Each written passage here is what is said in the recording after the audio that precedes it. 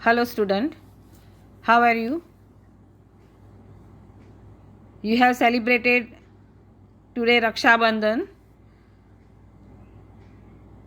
In last session I have taught you Unit 2 in text. I checked it. The name of the lesson is I checked it. And that is the story of an elephant and a rat.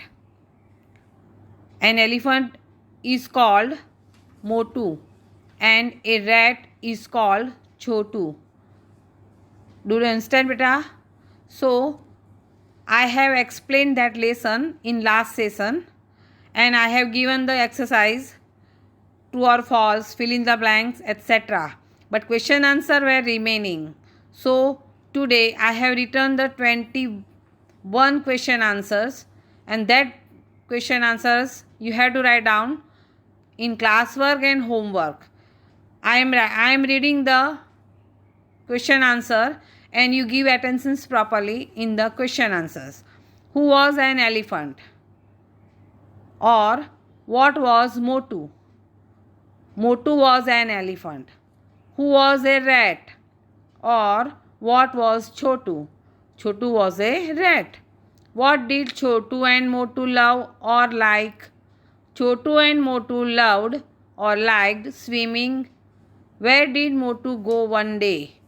Motu went to the river one day, or one day Motu went to the river. You can write these both question answer.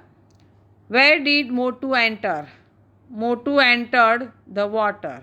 Who enjoyed swimming for a long time? Motu enjoyed swimming for a long time.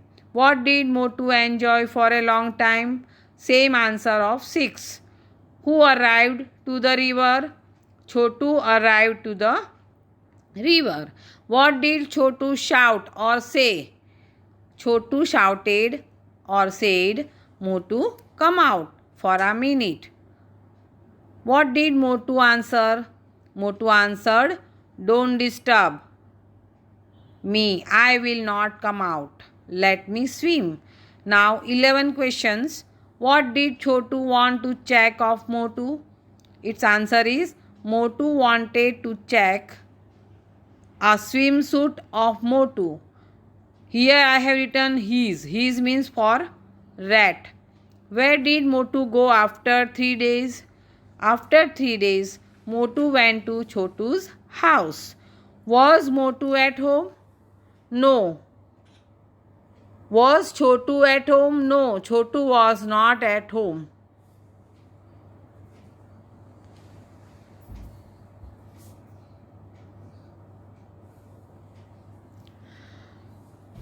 No. Was Chotu at home? No, Chotu was not at home. Who come out? Choti, his wife, came out. Who welcomed Mr. Motu? Choti welcomed Mr. Motu. What did Choti offer to Motu? Choti offered a fruit dish to Motu. Where was Chotu? Chotu was at work. What did Motu give to Choti? Motu gave a tie to Choti. 19 questions. What did Motu bring for Chotu? Its answer is Motu brought a tie for Chotu. 20. When did Chotu return to home? Answer, Chotu returned to home late. Last questions, 21 number. What did Chotu send to Motu? Chotu sent an SMS, thank you for the blanket. Now unit 2 in text is over. Now we are going in the grammar topic and that is use of prepositions. Use of preposition નો અર્થ થાય છે નામયોગી અવયવોનો ઉપયોગ. આમાં તમારે 7 preposition શીખવાના છે. On, in, under, near, over, into અને at. હું તમને નિયમ પ્રમાણે એ એક્સપ્લેન કરું છું. તમે બરાબર ધ્યાન આપશો. Give attentions properly. નિયમ 1, કોઈ વસ્તુ ક્યાં છે તે જાણવા માટે વેરથી પ્રશ્ન પૂછવામાં આવે છે. નામ કે સરનામની પૂર્વે સ્થળ, સ્થાન કે સમય વગેરે દર્શાવવા માટે વપરાતા શબ્દને અંગ્રેજીમાં પ્રેપોઝિશન કહે છે. ગુજરાતીમાં તેને નામ યોગ્ય અવ્યય કહે છે. એમાં પહેલું છે ઓન. ઓન એટલે ઉપર અથવા પર.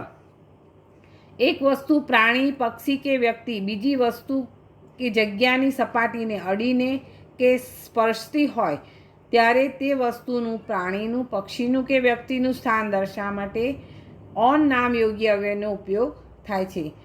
ઉપરાંત દિવસના નામની આગળ પણ ઓનનો ઉપયોગ થાય છે. For example, on Monday. એક્ઝામ્પલ્સમાં વાક્ય બોલું છું. A beautiful peacock is on the tree. Second, Ram sits on the chair. Third, a lion is sitting on the lawn. A duster is on the table. આમ ઘણા વાક્ય બની શકે છે ઓન પ્રેપોઝિશનથી. હવે હું જઉં છું ઇન ઉપર. ઇન એટલે અંદર અને માં. કોઈ વસ્તુ, પ્રાણી, પક્ષી, વનસ્પતિ, વ્યક્તિ અમુક કે કોઈ વસ્તુના સ્થાનમાં હોય તે દર્શાવવા માટે ઇન નામ યોગી અવ્યયનો ઉપયોગ થાય છે. ઉપરાંત સમય દર્શાવવા માટે પણ ઇનનો ઉપયોગ થાય છે. For example, in 2019, in 1816. આ સાલ દર્શાવી છે, એમાં પણ આપણે ઇન વાપરી શકીએ છીએ. The students are sitting in the class. The flowers are in the vase. A tiger is in the den. The pigeons are in the cage. આ એના ઇનના મેં એક્ઝામ્પલ વાંચ્યા મેં. હવે આપણે જે છે અંડર. અંડર એટલે નીચે, હેઠળ. કોઈ પણ વસ્તુ, પ્રાણી, પક્ષી, વ્યક્તિ કોઈ પણ સ્થળ કે વસ્તુની નીચે હોય તે દર્શાવવા માટે આપણે અંડર નામ યોગ્ય અવ્યયનો ઉપયોગ કરીએ છીએ અથવા ઉપયોગ થાય છે. એના એક્ઝામ્પલ છે the cow is under the tree. The bucket is under the tap. An old man is sleeping under the tree. આ રીતે ઘણા વાક્ય બની શકે છે. હવે નિયર પ્રેપોઝિશન પર જઈએ છીએ. નિયર એટલે નજીક, ની પાસે. કોઈ વ્યક્તિ, વસ્તુ, પ્રાણી, પક્ષી, સ્થાન બીજા સ્થાન કે વસ્તુની નજીક છે તે દર્શાવવા માટે નિયર નામ યોગ્ય અવ્યયનો ઉપયોગ થાય છે. એક્ઝામ્પલ છે the HBK school is near the Shanti Dayal flat. A dog is standing near the gate. My grand parents are near the temple. A dustbin is near the door. હવે ચોથું છે, પાંચમું છે ઓવર. ઓવર એટલે ની ઉપર. કોઈ પણ વસ્તુ બીજી વસ્તુથી ખૂબ જ ઊંચે હોય તેની સપાટીને આપણે અડકી ન શકતા હોય ત્યારે તે દર્શાવવા માટે ઓવર નામ યોગ્ય અવ્યયનો ઉપયોગ થાય છે. એક્ઝામ્પલ છે helicopter is flying over the town. તમે કહી શકો, તમારા ઘરે ફેન છે તો તમે બોલી શકો the fans are on my head. Over my head. The fans are over my head. There is a large bridge over the river. એ હવે બીજું જે છે ઇન્ટુ. ઇન્ટુ એટલે અંદરની તરફ. કોઈ વ્યક્તિ, પ્રાણી કે પક્ષી કોઈ સ્થાન, સ્થળની અંદરની તરફ કોઈ ક્રિયા કરે છે તે દર્શાવવા માટે ઇન્ટુ નામ યોગ્ય અવ્યયનો ઉપયોગ થાય છે. For example, the fish are swimming into the ocean. The students are going into the class. An elephant is going into the river. એટલે કોઈ જવાની ક્રિયા દર્શાવી હોય ત્યારે આપણે ઇન્ટુ વાપરીએ છીએ. કોઈ પણ સ્થળની અંદર જ્યારે કોઈ પણ વ્યક્તિ, પ્રાણી, પક્ષી જતું હોય તો આપણે ઇન્ટુ એના માટે પ્રેપોઝિશન વાપરીએ છીએ. હવે એટ આપણે કોઈપણ વ્યક્તિ કયા સ્થળે છે, ઉપરાંત વ્યક્તિની ઉંમર, પછી વસ્તુની કિંમત કે સમય દર્શાવવો હોય ત્યારે આપણે એટ નામ યોગ્ય અવ્યયનો ઉપયોગ કરીએ છીએ અથવા ઉપયોગ થાય છે. Example, Ketan is at the mall. અહીંયા એટ ધ મોલ એ સ્થાન છે એટલે અહીંયા આગળ એટ વાપર્યું છે. Sumanbhai died at the age of 95. અહીંયા આગળ ઉંમર દર્શાવી છે કે સુમનભાઈ 95 વર્ષની ઉંમરે મૃત્યુ પામ્યા.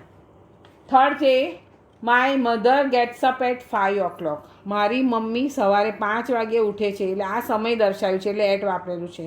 અને છેલ્લામાં છે I bought the ornaments at 10 lakhs rupees. અહીંયા વસ્તુની કિંમત દર્શાવી છે કે કેટલા રૂપિયામાં તમે આ ઘરેણાં ખરીદ્યા છે.